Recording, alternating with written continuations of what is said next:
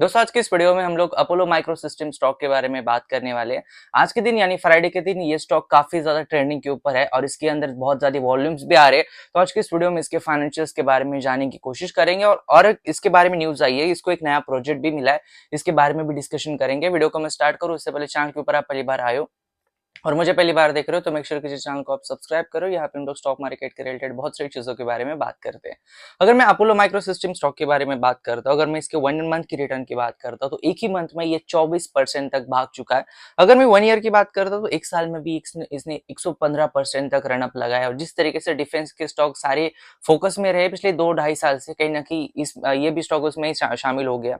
अगर मैं 5 साल की रिटर्न की बात करता हूँ, 5 सालों में 1700% तक अपने इन्वेस्टर को इसने रिटर्न दिए। अगर हम इसके थोड़े फंडामेंटल्स देखते हैं, स्पेशली अगर आप इसका मार्केट कैप देखते हैं तो कहीं ना कहीं आपको समझ में आता है कि इसका मार्केट कैप 6800 करोड़ के आसपास है। Kind of small cap company है। वहीं पे अगर मैं इसके पी रेशियो की बात करता हूँ तो 102 के आसपास इसका पी रेशियो। वहीं पे अगर मैं इंडस्ट्री की पी रेशियो की बात करता हूँ तो 49 के आसपास है। ये कहीं ना कहीं हाई वैल्यूएशन के ऊपर स्टॉक डेफिनेटली ट्रेड कर रहा है। अगर मैं इसका रिटर्न ऑन इक्विटी देखता हूँ तो 9.29 के आसपास रिटर्न ऑन इक्विटी है। लेकिन क्या होता है जब ऐसे बुल रन चलता है, जब कोई बहुत एक आध सेक्टर बहुत ज्यादा फोकस के अंदर रहता है और पिछले 2-3 सालों से जिस तरीके से डिफेंस स्टॉक रैली लगा रहा है, चाहे पारस डिफेंस हो, चाहे अपोलो हो, चाहे मजगार्डॉक हो, सारे के सारे डिफेंस के स्टॉक, चाहे कितना भी माइक्रो कैप स्टॉक क्यों ना हो, सारी के सारी रैलीज लगा रहा है। बिकॉज इन्वेस्टमेंट इन सारे स्टॉक्स के अंदर आ रही है, इन्वेस्टर इस स्टॉक के अंदर बहुत ज्यादा परचेस करे। कहीं ना कहीं इस वजह से इनके वैल्यूएशन काफी ज्यादा स्ट्रेच हो चुके हैं। हालांकि इसमें वॉल्यूम्स आने का या फिर इसके अंदर सडन जंप आने का रीजन ये नहीं है, रीजन कुछ और है। अगर हम इसके रेवेन्यूज देखते हैं specially year on year basis के ऊपर, तो 2020 में जहाँ पे रेवेन्यूज 247 करोड़ के आसपास थे, 2024 फाइनेंशियल ईयर में 373 करोड़ के आसपास रेवेन्यू इसने रिपोर्ट किया।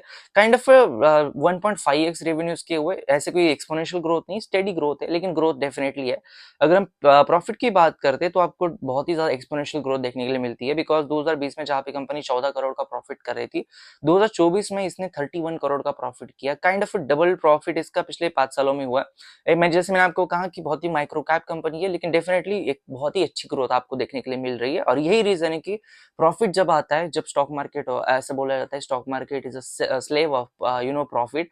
और जब प्रॉफिट्स आने लगते हैं तो स्टॉक मार्केट कोई भी स्टॉक को बहुत ज्यादा वैल्यूएशन के ऊपर लेके जा सकता है। और यही रीजन है कि आपको 5 साल के रिटर्न्स में इसके 1700% तक रिटर्न्स आपको देखने के लिए मिल रहे हैं। अगर हम शेयर होल्डिंग पैटर्न की बात करते हैं तो प्रमोटर के पास 50% के आसपास स्टेक है, रिटेलर के पास 40.59% के आसपास स्टेक है, एफआईएस के पास 7.16, म्यूचुअल फंड के पास 1.55 और डीआईएस के पास 0.06% के आसपास स्टेक है। हालांकि इसके अंदर एक न्यूज आई है जो कि कल ही आए। ये न्यूज ऐसी है कि इसको एक प्रोजेक्ट मिला है और ये 25 करोड़ रुपीज का प्रोजेक्ट है, जिसमें इसने लोएस्ट बिड लगाई थी। और ये प्रोजेक्ट मिला है डीआरडीओ और डिफेंस पीएसयू की तरफ से। और यही रीजन है कि कहीं ना कहीं आज के दिन ये फोकस में 13% तक आज इसने जंप लगाई है। लेकिन आपको एक चीज मैं आपको बताता हूँ, जब भी स्टॉक मार्केट में कोई ऐसी पर्टिकुलर सेक्टर के ऊपर फोकस होता है तो चाहे घोड़ा हो चाहे गधी हो, सारे उस पर भागने लगते हैं। तो इसमें आपको बहुत मुश्किल होता है आइडेंटिफाई करना who is the right candidate for this rally और who is just benefit of this rally. अगर it is just benefit of that rally, जब कोई हर एक सेक्टर परफॉर्म कर रहा है इसलिए वो परफॉर्म कर रहा है, या फिर खुद का परफॉर्मेंस इसका बहुत अच्छा हो रहा है इसलिए वो स्टॉक परफॉर्म कर रहा है, इन दोनों में से आपको सेग्रीगेट करना काफी इंपॉर्टेंट होता है।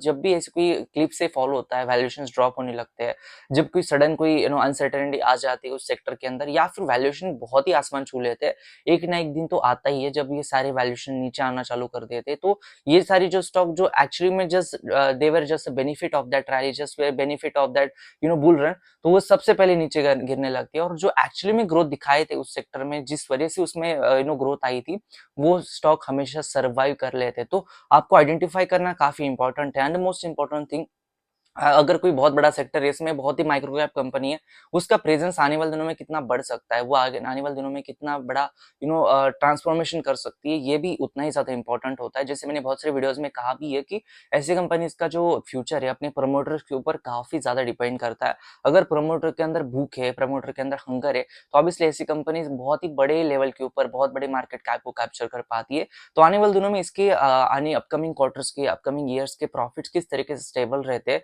उसके ऊपर बहुत डिपेंड करेगा कि इसने पिछले 5 सालों में 1700% तक जो रिटर्न बनाए उसको वो कितना सस्टेन कर पाती है। तो ये था आज का वीडियो को मैं एंड करूँ, उससे पहले चैनल को सब्सक्राइब कर देना, वीडियो को लाइक कर देना। धन्यवाद दोस्तों ये वीडियो देखने के लिए, धन्यवाद।